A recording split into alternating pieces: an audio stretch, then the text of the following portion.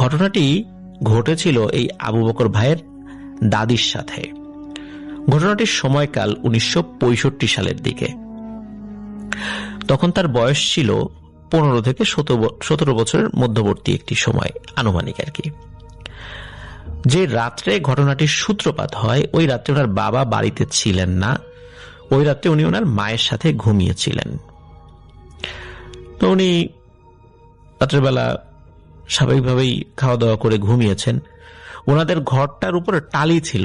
এখন তো টালি দেয়া ঘর আসলে খুব একটা দেখা যায় না বললেই চলে। আগেকার দিনে ঘরে টালি দেয়া হতো, আর টালি দেয়া ঘরে সূর্যের তাপ আসলে অতটা প্রবেশ করে না, যার কারণে ঘরের মধ্যে ঠান্ডা থাকে। তো অনেকে টালি দিয়ে ঘর বানাতো। তো ওনাদের ঘরটাও টালির ছিল। উনি রাত্রেবেলা ঘুমিয়ে আছেন। রাত আনুমানিক 12টার পর। আসলে ওই সময় তো কারো কাছে ঘড়ি, গ্রামের মানুষের কাছে থাকাটা অনেক ব্যাপার ছিল আর কি, স্বাভাবিক ব্যাপার ছিল না। ধনী টাইপের লোক, মানে গ্রামের মধ্যে অবস্থাশালী, তারা হয়তো বা ঘড়ি টড়ি রাখতেন আর কি। আর তখনকার দিনে এরকম ব্যাটারি চালিত ছোট ছোট ডিজিটাল ঘড়ি তো পাওয়া যেত না। তখন ওই পেন্ডুলাম যুক্ত ঘড়িগুলো পাওয়া যেত, যেগুলো দামি ছিল। এই কারণে তারা ওই আনুমানিক সময় দেখত বা সময় বলার চেষ্টা করত দিনের বেলাতেও। তো সময়টা ঠিক নিশ্চিত নয়। তো আবু বকর ভাইয়ের দাদি ঘুমিয়ে আছেন। উনি স্বপ্নের মধ্যে একটা জিনিস দেখেন। স্বপ্নের মধ্যে দেখেন কি, উনি যেই বিছানায় শুয়ে আছেন সেখানেই শুয়ে আছেন, কিন্তু উনি দেখছেন যে ওনার ঘরের কোনো চাল নেই, মানে ছাদ নাই। আকাশ পরিষ্কার দেখা যাচ্ছে, আকাশের তারাগুলো দেখা যাচ্ছে, চাঁদ দেখা যাচ্ছে। তো ঘরের চাল নাই, সবকিছু দেখা যাচ্ছে। উনি শুয়ে শুয়ে দেখছেন, আসলে এটা কিন্তু খুব সব স্বপ্নের মধ্যে। উনি দেখছেন যে শূন্যে একজন মহিলা হেঁটে যাচ্ছে, শাড়ি পরা, কিন্তু চাঁদের আলোতে বোঝা যাচ্ছে খুবই বিশ্রী রকমের চেহারা এবং কুচকুচে কালো। তো আবু বকর ভাইয়ের দাদি আবার ওই স্বপ্নের মধ্যেই বলতেছে, হেরে কি কুৎসিত একজন মহিলা। এই কথাটা বলেছে। এই কথাটা যখনই বলেছে তখন ওই মহিলা তার দিকে তাকিয়েছে। তাকানোর পর সে আস্তে আস্তে ওই শূন্য থেকে হেঁটে, মানে সিঁড়ি দিয়ে যেভাবে নেমে আসে ঠিক ওইভাবে মনে হচ্ছে নেমে নেমে তাদের ঘরে এসে ওই বিছানার উপর তার বুকের উপর বসে 2 হাত দিয়ে তার গলা চেপে ধরেছে। প্রিয় লিসেনার্স, এটা কিন্তু পুরোটাই স্বপ্নের মধ্যে হচ্ছে, এটা কিন্তু বাস্তবে হচ্ছে না। এদিকে তার যখন গলা চেপে ধরেছে তখন ওনার দম বন্ধ হয়ে আসছে, উনি না নিজেকে নাড়াতে পারছেন না। তো উনি তো গোঙানির মতো শব্দ করছেন। এদিকে তার মা যে পাশে শুয়েছিল, এই শব্দে ঘুম ভেঙে যায়। ঘুম ভেঙে দেখে যে আবু বকর ভাইয়ের দাদি নিজের 2 হাত নিজের গলায় চেপে ধরে মানে মারা যাওয়ার চেষ্টা করছেন, আর ওই কারণে গোঙানি আসছে, এই শব্দটা হচ্ছে আর কি। তো আবু বকর ভাইয়ের দাদি তাকে ডাকাডাকি করেন, ধাক্কা দেন, ধাক্কা দেওয়ার পর সব স্বাভাবিক। তখন আবু বকর ভাইয়ের দাদির মা যিনি পাশে ছিল, তো তিনি চিন্তা করেছেন যে এটা তো বোবায় ধরেছে, এটা তো স্বাভাবিক বিষয়।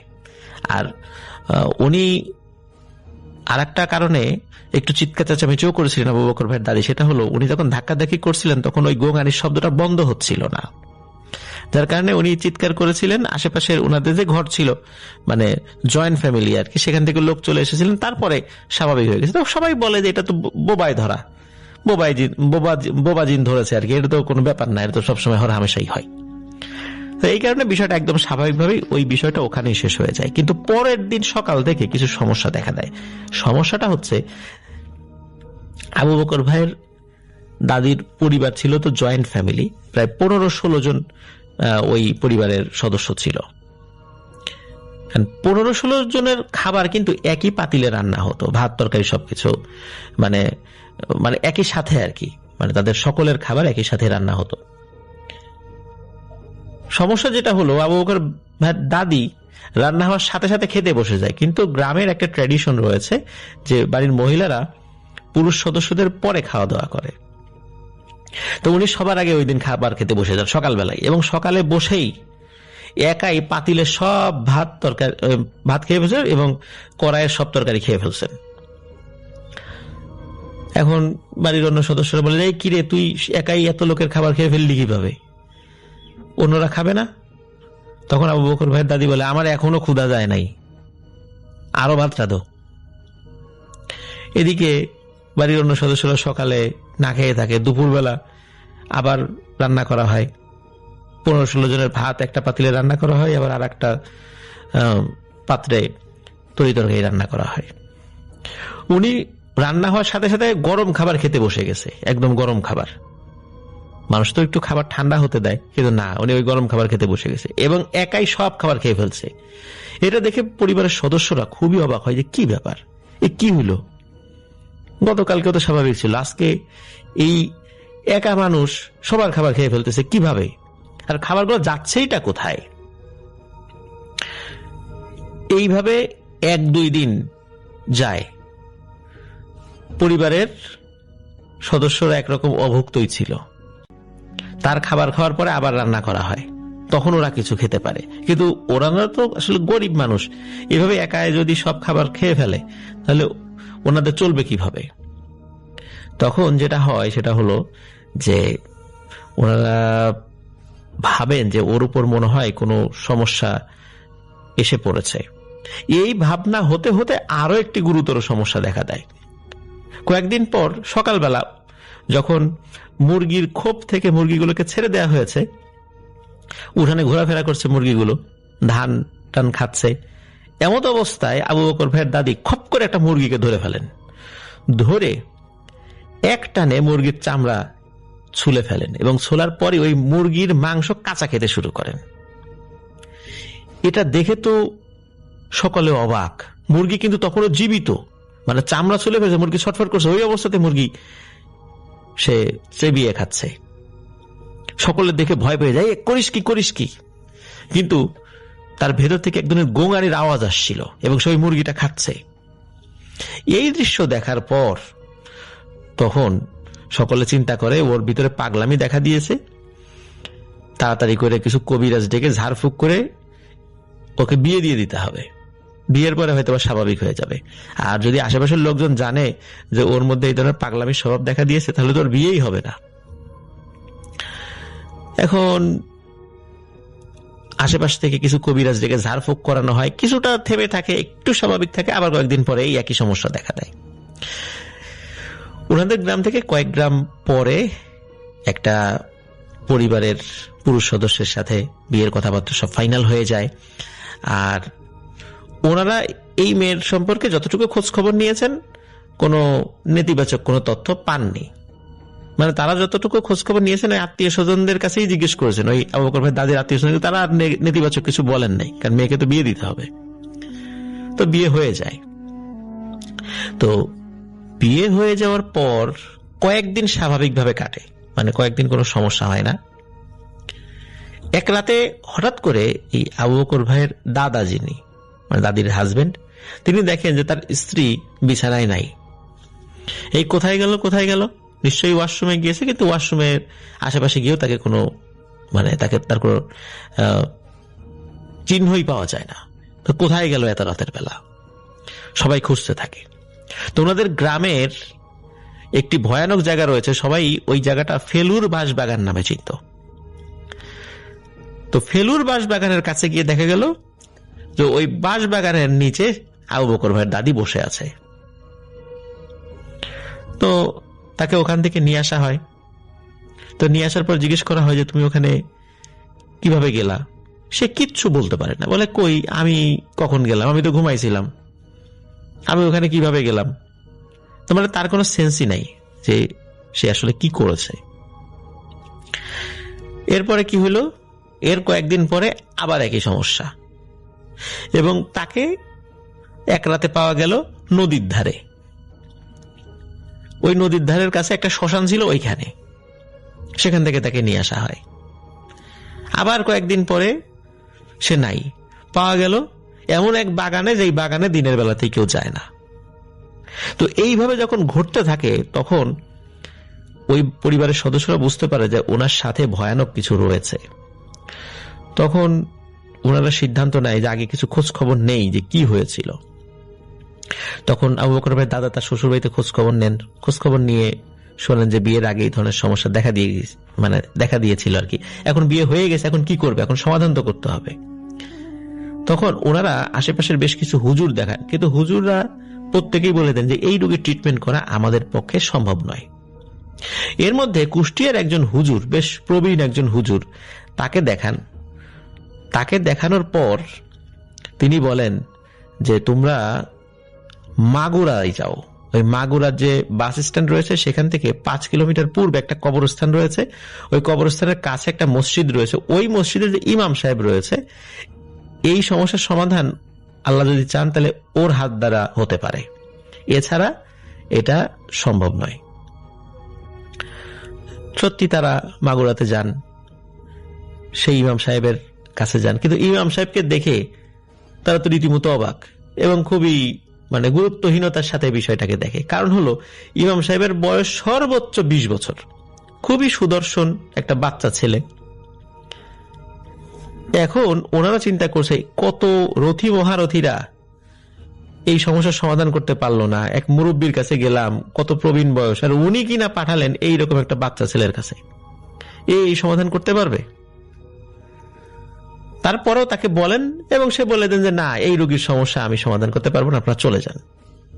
তো তারাও চলে আসেন। তারা আসলে জোরাজুরিও করেন নাই, তাদের কোনো আগ্রহী ছিল না, তাকে তার চেহারা দেখে অন্তত, যে এর দ্বারা এই কঠিন সমস্যার সমাধান হবে না। তারা আবার পূর্বের ইমাম সাহেবের কাছে আসেন, যে হুজুর, যে প্রবীণ হুজুর যিনি বলেছিলেন এই তার কাছে মাগুরাতে যাওয়ার জন্য আর কি। বলেন যে কি হুজুর, কার কাছে পাঠালেন? তো একটা বাচ্চা ছেলে, তা আমাদের তো দেখে কোনো ভক্তি হইল না, আর সেও এই রোগীর ট্রিটমেন্ট করতে রাজি হলো না। তখন ওই হুজুর মুস্কি হেসে দিয়ে বলতেছেন যে আপনাদের সমস্যার সমাধান যদি আল্লাহ কারো হাত দ্বারা করান তাহলে ইনশাল্লাহ ওর হাত দিয়েই হবে, আর ও হচ্ছে আমারই ছাত্র, আপনারা ওর কাছে আবারও যান এবং আমার কথা বলেন যে আমি পাঠিয়েছি। প্রিয় লিসেনার্স, আপনারা একটু চিন্তা করুন যে একজন প্রবীণ হুজুর তিনি তার ছাত্রের কাছে এই সমস্যার সমাধানের জন্য পাঠিয়েছেন, তাহলে আল্লাহ তাআলা ওই ছাত্রের মধ্যে কি পরিমাণ এলেম এবং বুজুর্গি দান করেছিলেন। তারা আবার তার কাছে যান, যাওয়ার পরে ওই হুজুরের পরিচয় দেন যে উনি আমাদেরকে আপনার কাছে পাঠিয়েছেন। তখন হুজুর বলেন, তাহলে আপনার শুরুতে কেন আমাকে বলেননি যে আমার উস্তাদ আমার কাছে পাঠিয়েছে? তাহলে তো আমি রিস্ক নিয়ে হলেও এই কাজটি করার জন্য চেষ্টা করতাম। তখন ওনারা চেহারার যে ভাবসাব এটা দিয়ে বুঝিয়ে দেন। ওই হুজুর বুঝতে পারে যে আসলে তার বয়স, তার চেহারা সুরত দেখে আসলে মনে হয়েছে তিনি বাচ্চা ছেলে, এই কাজ করতে পারবেন না, এই জন্য আসলে অতটা গুরুত্ব দিয়ে তারা বলেননি। তো যাই হোক, রোগীকে দেখার পর ওই হুজুর, নতুন যে হুজুর আর কি, সে বলেন যে আপনারা এখন চলে যান, 3-4 দিন খুব সাবধানে রাখবেন, এরপরে আপনারা আমার কাছে আসবেন, রোগীকে নিয়েই আসবেন। একটা সময় দিয়ে দেয় যে 3-4 দিন পর একটা পূর্ণিমার রাতের একটা সময় ছিল। তো ওনারা আবার চলে যান, 3-4 দিন পর আবার আসেন। আসার পরে দেখেন যে ওই হুজুরের হাতে একটি লম্বা কাগজ, ওই কাগজে আরবি ভাষায় অনেক কিছু লেখা। তখন অবশ্য ওই সময় গিয়েছিল হচ্ছে যে এই আবু বকর ভাইয়ের দাদির বাবা, উনি গিয়েছিলেন আর কি ওইখানে, রোগী নিয়ে যান নাই, রোগী বাড়িতেই ছিল। তো যাওয়ার পরে আবু বকর ভাইয়ের দাদার কাছে ওই কাগজটা দিন, বলেন যে আজকে আপনি এই যেই কবরস্থানটি রয়েছে, এই কবরস্থানের পাশে পেছন দিকে যে রাস্তা রয়েছে, এই রাস্তার এখানে দাঁড়িয়ে থাকবেন। গভীর রাত্রে আপনি একটা গাড়ি বহরকে যেতে দেখবেন। যখন ওই গাড়িটা আপনার কাছাকাছি আসবে তখন আপনি সুন্দর করে সালাম দিবেন। কোনো ভয়ের কিছু নাই, ওনার সাথে কথোপকথন হবে আপনার, এবং তখন এই চিঠিটা তার হাতে দিয়ে দেবেন, আর কিছু করতে হবে না। উনি রাত্রেবেলা গিয়েছেন, দাঁড়িয়ে আছেন, অনেকক্ষণ দাঁড়িয়ে আছেন। হঠাৎ করে মনে হচ্ছে যে দূরে কিছু একটা আসছে। দূর থেকে দেখা গেল সুন্দর চেহারা, লম্বা লম্বা দুজন মানুষ সামনে হেঁটে আসছে, আর পেছনে একটা ঘোড়ার গাড়ি। কিন্তু গাড়িটা যত কাছে আসছে তখন মনে হলো না, এটা ঘোড়া না, এটা অনেক বড় আকৃতির দুটো কুকুর। ওই কুকুর একটি গাড়ি টেনে নিয়ে আসছে। আমরা পুরাতন আমলের অনেক সময় ঘোড়ার গাড়ি দেখেছি, ওই ঘোড়ার গাড়িগুলো আজকের মাইক্রোবাসের মতো অনেকটা, ওর ভিতরে সুন্দর সিট রয়েছে, মানুষ বসতে পারত। অভিজাত শ্রেণীর মানুষরা এই গাড়িগুলো ব্যবহার করত। ঠিক ওই রকম অভিজাত শ্রেণীর একটি গাড়ি, কিন্তু গাড়িটি টেনে নিয়ে যাচ্ছিল দুটি কুকুর, এবং ওই গাড়ির পেছনে আবার লম্বা দুজন লোক। তো যখন কাছাকাছি এসেছে, ওই দুজন লোক কিন্তু আবু বকর ভাইয়ের দাদির বাবার দিকে ভ্রুক্ষেপও করেনি, তারা তাদের মতো চলে যাচ্ছে। যখন গাড়িটা তার পাশ দিয়ে ক্রস করছে, তখন উনি লম্বা করে একটি সালাম দেন, আসসালামু আলাইকুম ওয়া রাহমাতুল্লাহি ওয়া বারাকাতুহু। তখন সালাম দেওয়ার সাথে সাথে গাড়ি থেমে যায়, মানে এক চুলো নড়ে না। এবং ওই যে গাড়ির ভেতরে পালকির মতো একটা মানে কাঠামো গাড়িটা আর কি, তো ভেতর থেকে সুন্দরভাবে খুব মসৃণ সুন্দর গলায় সালামের উত্তর আসে, ওয়ালাইকুম আসসালাম ওয়া রাহমাতুল্লাহি ওয়া বারাকাতুহু, যে মুহতারাম আপনি আমার কাছে কি চান। খুব মানে পোলাইটলি, এত সুন্দর গলায়, এত চমৎকার ব্যবহারে এই কথাটা বলেছে, যে মুহতারাম আপনি আমার কাছে কি চান, কেন এসেছেন এখানে। তখন ওই চিঠিটা ওই হুজুরের কাছে, মানে ভেতরে যিনি আছেন তার কাছে দেয়ার কথা বলেন, যে আমাকে এই হুজুর পাঠিয়েছেন, এই চিঠিটা আপনাকে দিতে বলেছেন। তখন ওই পালকির ভেতর থেকে, মানে ওই গাড়ির ওই ভেতর থেকে একটি হাত বের হয়ে আসে।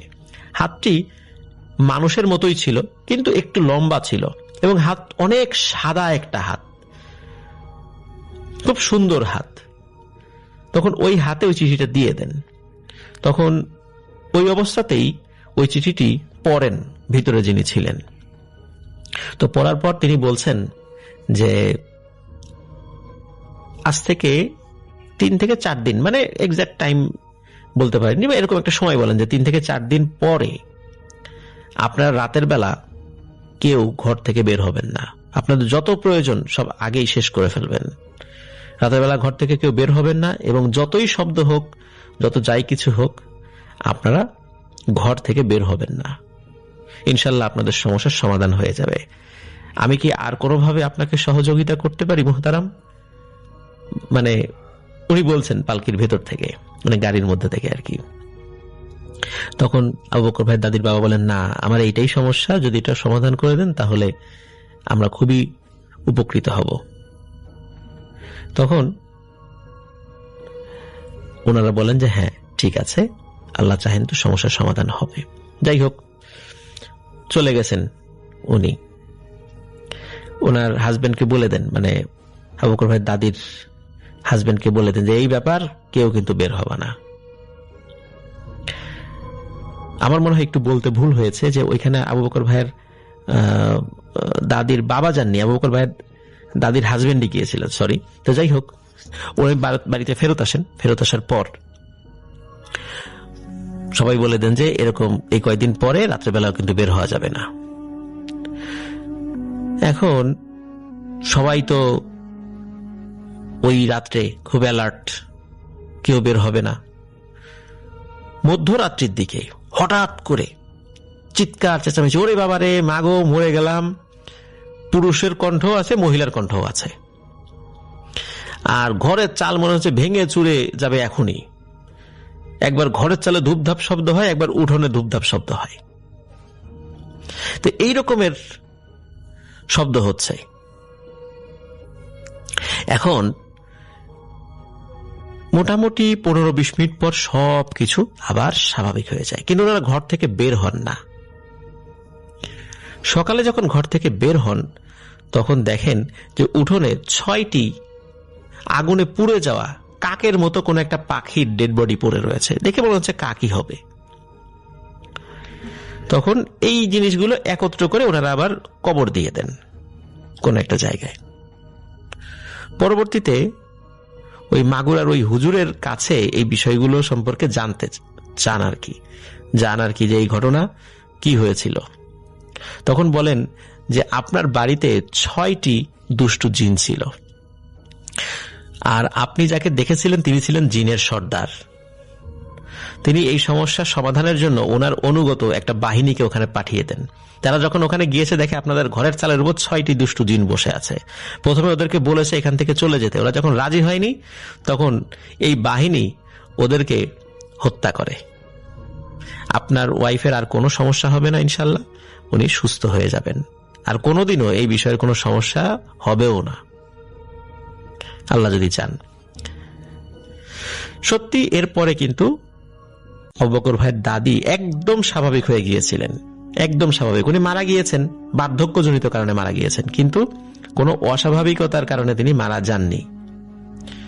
এই যে উনি মাঝে মাঝে হঠাৎ করে গায়েব হয়ে যেতেন শ্বশুর বাড়িতে যাওয়ার পরে, এমনও হয়েছে যে হঠাৎ করে গায়েব হয়ে গিয়েছেন, 2 দিন পর উঠোনে ধপাস করে শব্দ হয়েছে, গিয়ে দেখেন যে ওনার দাদি ওখানে পড়ে রয়েছে। হয়তো 2 দিন খোঁজ খবর নিতে নিতে তাদের অবস্থা খারাপ, কোথায় গিয়েছে কি হয়েছে কেউ বলতে পারে না।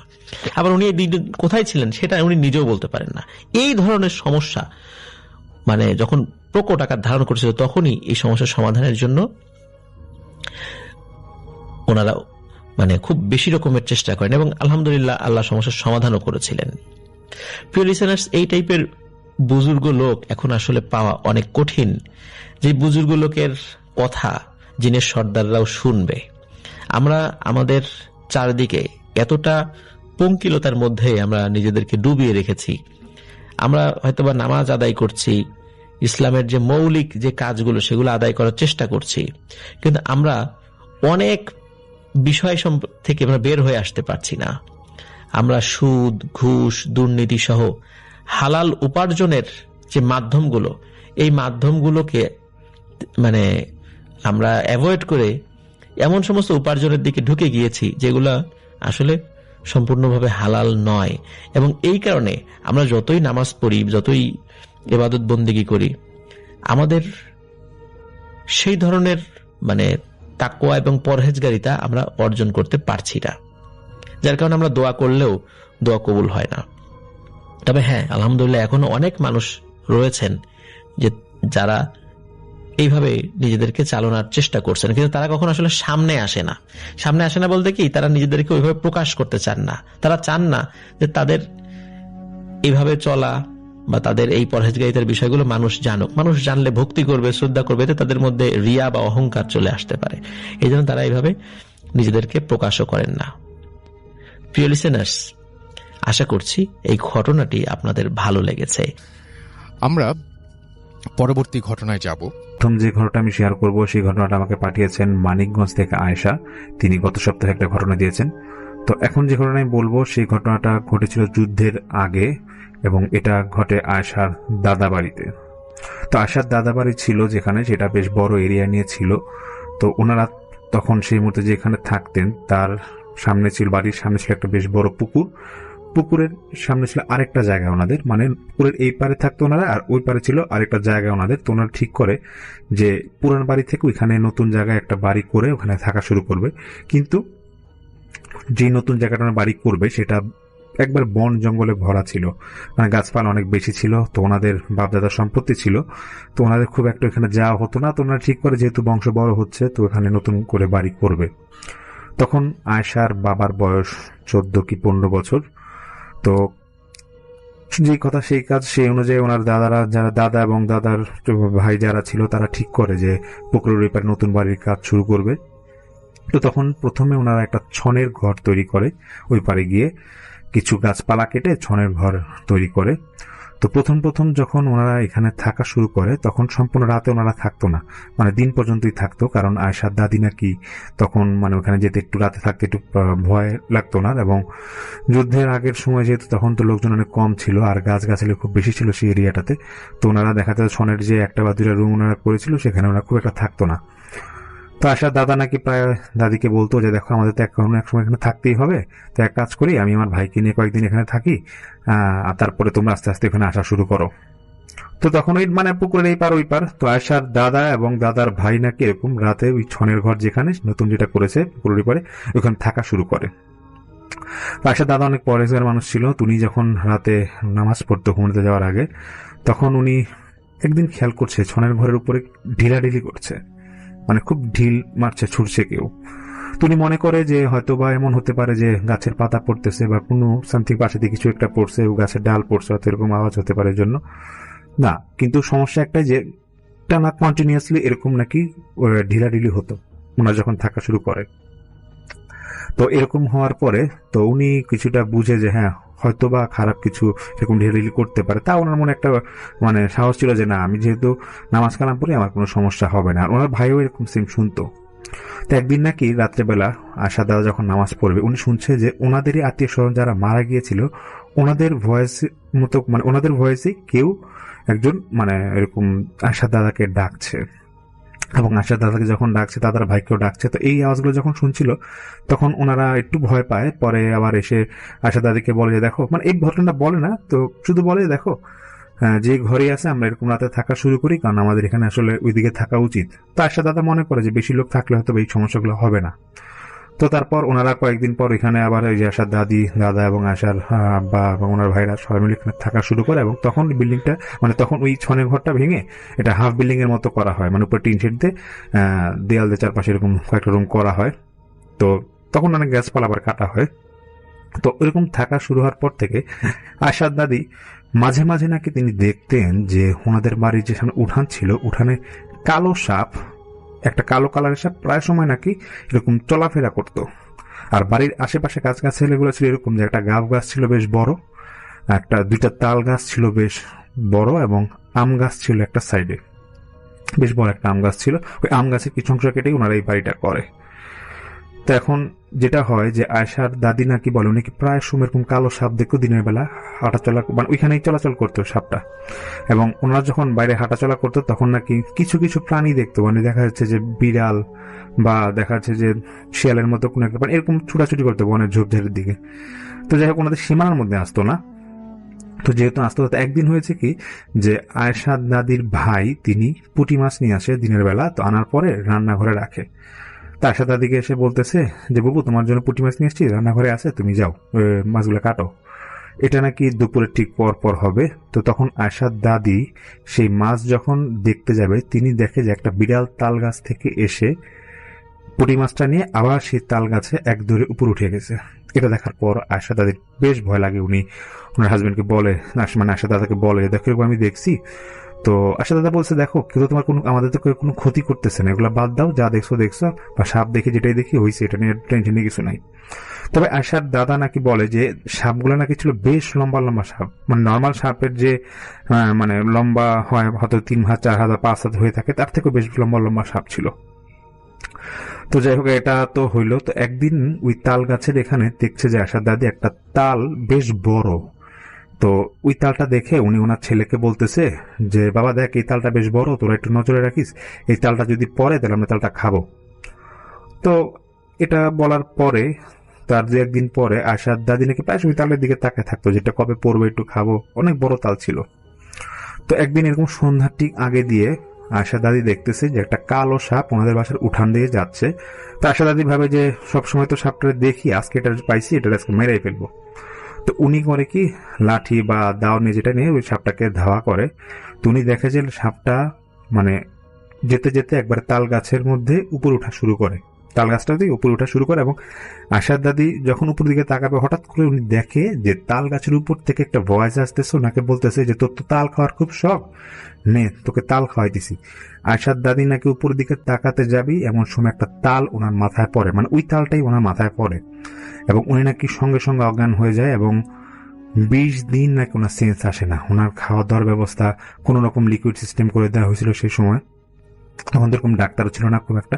20 দিন ওনার সেন্স আসে না। সেই 20 দিন পর কি ওনার সেন্স আসে। আসার পর যেটা হয় যে উনি সম্পূর্ণ অসুস্থ হয়ে যায়। ওনার নাকি মাথা প্রায় সময় ব্যথা করতো, এবং একটা সমস্যা ছিল যে ওনার নাকি শরীর প্রায় সময় অবশ হয়ে যেত।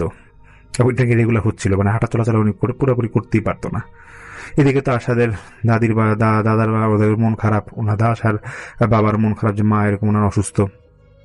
একদিন মানে ম্যাক্সিমাম সময় নাকি আশা দাদিকে উঠানের পাশে একটা চৌকির মধ্যে এরকম বসায় রাখতো, হেলান দিয়ে বসায় রাখতো, দিনের বেলা বা বিকেল বেলা যেটা হোক বসায় রাখতো, রাতের বেলা তো ঘুমে থাকতো।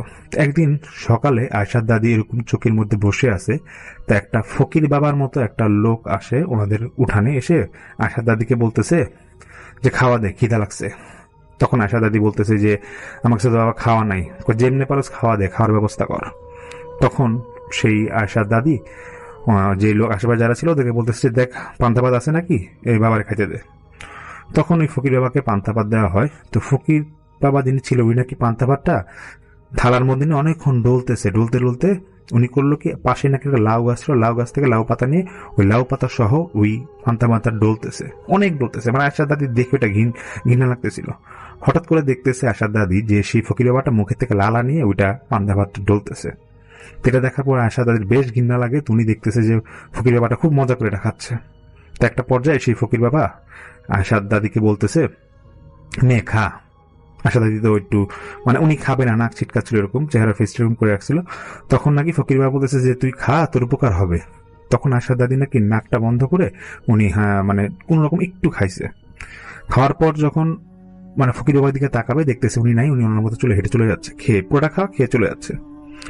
ঠিক অল্প কিছুক্ষণের মধ্যেই আশার দাদি নাকি সম্পূর্ণ হাঁটা শুরু করতেছেন। দেখতেছে যে উনি পায়ে শক্তি পাচ্ছে, ওনার তো এমনিতে শরীর অসুস্থ ছিল, উনি হাঁটা শক্তি পাচ্ছে। উনি তাড়াতাড়ি উঠানে একটু কয়েক কদম হেঁটে আবার দেখতেছে ফকির বাবাটা কোথায়, যেহেতু ওনার খাওয়াকে হঠাৎ করে হাঁটাচলা করতে পারতেছে, দেখ আশেপাশে কিছু নাই।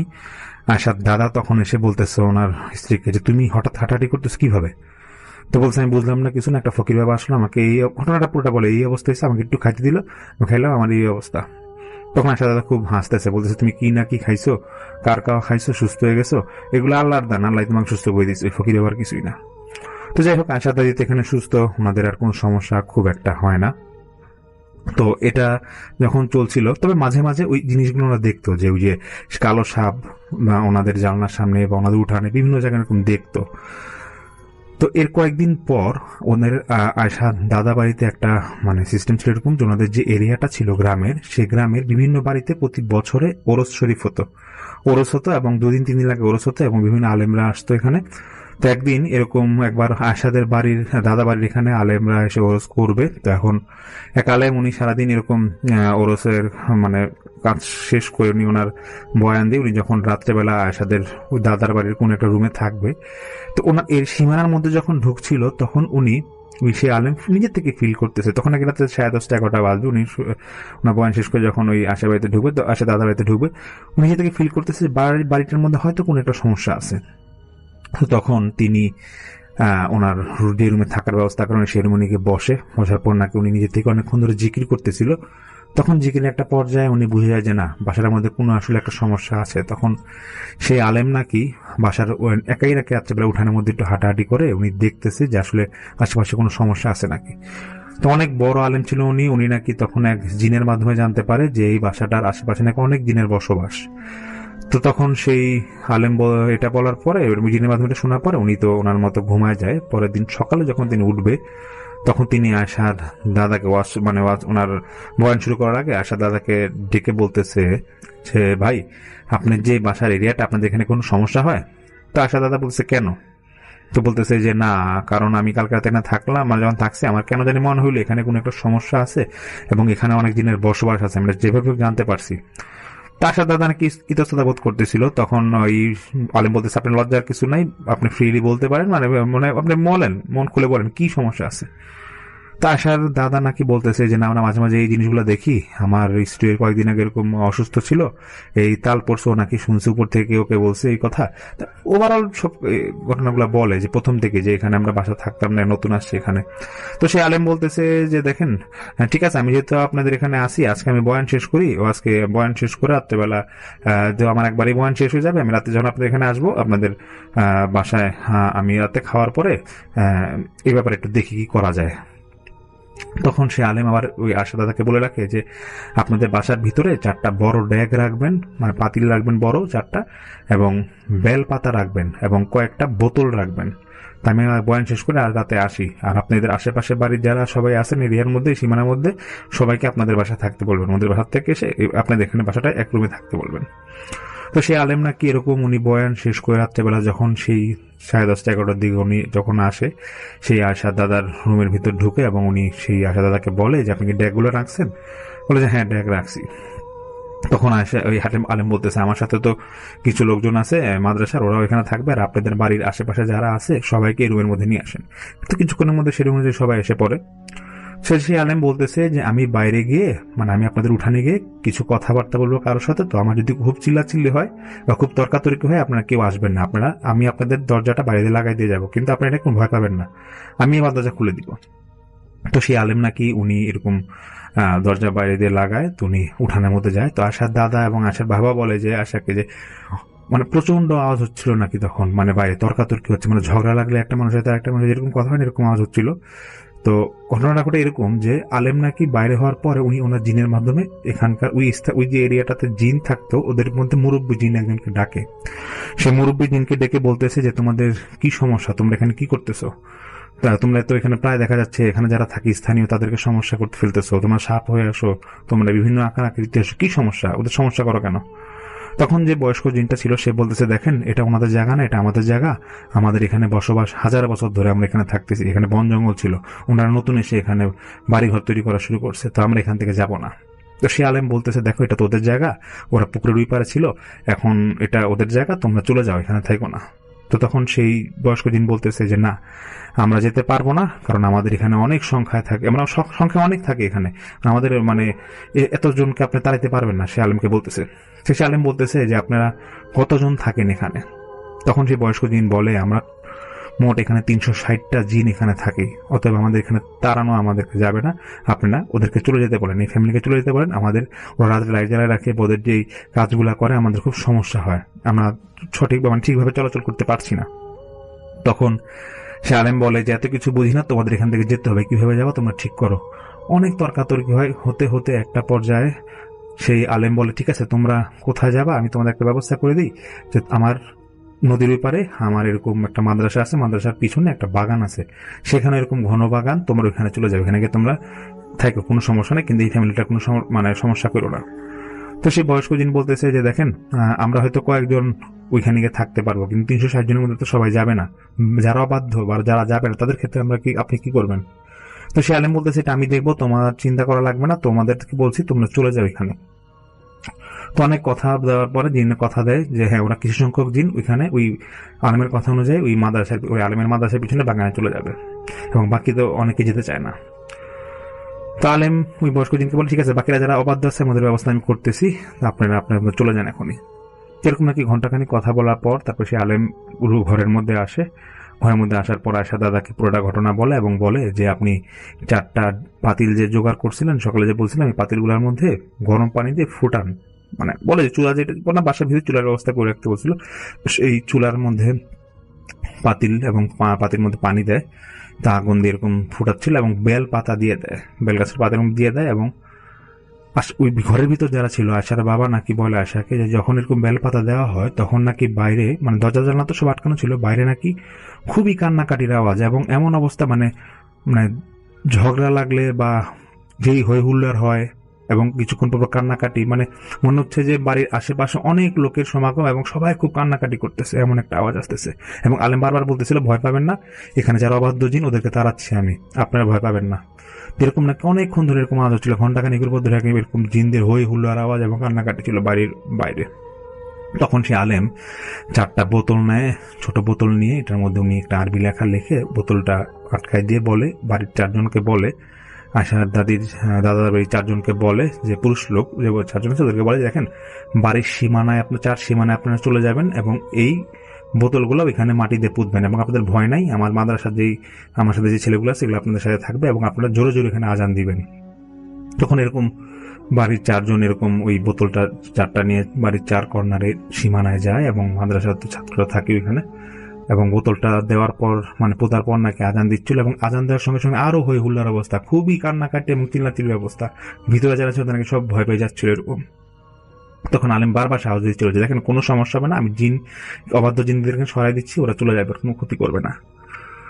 তো তারপর নাকি আলেম অবাধ্য জিনদেরকে মানে আটকানোর জন্য তিনি নাকি উঠানে এসে একটা বোতলের মধ্যে সবগুলা জিনকে ভরে, এবং বোতলটা উনি নিজেই বোতলটা মুখ লাগা এটা বন্ধ করে উনি একটা গাব গাছ যেটা ছিল গাব গাছের নিচে পুঁতে রাখে মাটিতে।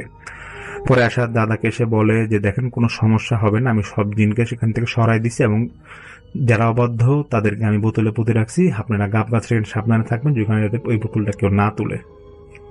যাই হোক, এটা হওয়ার পর তো কয়েকদিন এরকম আর কোনো সমস্যা হয় না। তো সমস্যা না হওয়ার পরে ওই আশার দাদি বা দাদা ওনারা ওনাদের উঠানে আগের মতো এরকম সাপ বা কিছুই দেখে না। ঠিক কয়েকদিন পরে আয়শা দাদা দাদি অনেক খেয়াল করে ওনারা যে রাত্রেবেলা ওনাদের এখানে কান্নার আওয়াজ আসতো। ঠিক 11টা-12টা এই সময় একটা কান্নার আওয়াজ আসতো। ওনাদের বাড়ির যে উঠানের যে সীমানা ছিল সীমানার মধ্যে কান্নার আওয়াজ আসে। তো আশার দাদা ভাবে যে আলেমকে আবার বলতে যাবে। তো আশার দাদি বলতেছে, দেখো আলেমকে বলার আগে আগে গিয়ে দেখো আসলে কে কান্না করতেছে এখানে। তো আশার দাদা এরকম যায়, গিয়ে দেখে ঠিক সীমানার বাহিরে একজন বয়স্ক লোক এবং বয়স্ক মহিলা ওনারা কাঁদতেছে। তখন নাকি রাতে এরকম প্রায় 11টা কি 12টা এরকম সময় হবে, কোন একদিন আর কি তারপরে এরকম কাঁদতেছে। তো আশার দাদা গিয়ে বলতেছে যে আপনারা কারা, এত রাতে এখানে কাঁদতেছেন কেন? তো বলতেছে যে আমাদের সঙ্গীরা কোথায়? তো বলতেছে আপনি কারা? আশা দাদার বেশ সাহস ছিল, নিজেই সাহস করে বলতেছে যে আপনি কারা, এরকম কাঁদতেছেন আর বলতেছেন সঙ্গীরা, আপনার সঙ্গীরা কারা? বলতেছে এখানে আমাদের 360 জন সঙ্গী ছিল, ওরা কোথায়? ওদেরকে তো আমরা পাচ্ছি না। তখন তো আয়শার দাদা বুঝে যায় যেটা জিন। তো আয়শার দাদা বলে যে ঠিক আছে, এই 360 জনকে যিনি সরাই ফেলছেন ওই আলেমকে আমি কালকে নিয়ে আসবো, আপনি কালকে আসেন এখানে। তো জিনরা বলে আচ্ছা ঠিক, ওই যে 2 জন জিন যারা ছিল তারা বলে যে ঠিক আছে আমরা আগামীকাল এরকম সময় আসবো, আপনি ওই আলেমকে নিয়ে আসবেন। পরে আয়শার দাদা সেই আলেমের সাথে যোগাযোগ করে এবং আলেমকে পরের দিন নিয়ে আসে। তো সে আলেম যায় এবং সেই সময় কান্না যখন করতেছিল এরকম আওয়াজ হচ্ছিল তখন সেই আলেম এখানে আবার যায় ওই আশা দাদাকে নিয়ে। তো তখন সেই 2 জন যারা ছিল পুরুষ মহিলা, যে বয়স্ক লোক মানে জিন যারা মানুষের রূপ নিয়ে ছিল, ওদেরকে জিজ্ঞেস করতেছে কি সমস্যা আপনাদের।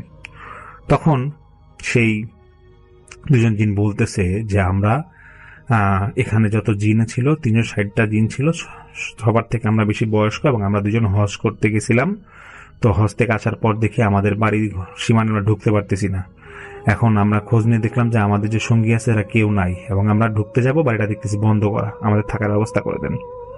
তখন আয়শার দাদা বলতেছে যে না, এটা তো কোনো ব্যবস্থা করা যাবে না। সে আলেমও সেই একই কথা বলতেছে যে না, জিন সরাই ফেলছে, আমার মাদ্রাসার ওই পারে আমি এখানে থাকি, এখানে জিনটা বাকিরা গেছে, ওদের এখানে থাকো। সেই 2 জন বলতেছে জিন যে না, আমরা কোনোভাবে এখানে যাব না, সবাইকে ম্যানেজ করছেন ঠিক আছে, আমরা যেতে পারবো না, আমাদের এখানে থাকতে হবে, আমাদের এখানে আদি বাসস্থান, আমরা এখানে থাকবো, এখানে আমি নড়বো না। তবে আমরা একটা কথা দিচ্ছি যে আমরা আপনাদের কোনো ক্ষতি করবো না। তো এরকম নাকি অনেক বার্গেনিং হয় ওদের মধ্যে। পরে নাকি আয়শার দাদাকে ওই জিন 2 জন বলে যে আমরা আপনার কোনো ক্ষতি করবো না, আমাদের শুধু এখানে থাকার ব্যবস্থা করে দেন, সীমানার মধ্যে হলো থাকার ব্যবস্থা করে দেন।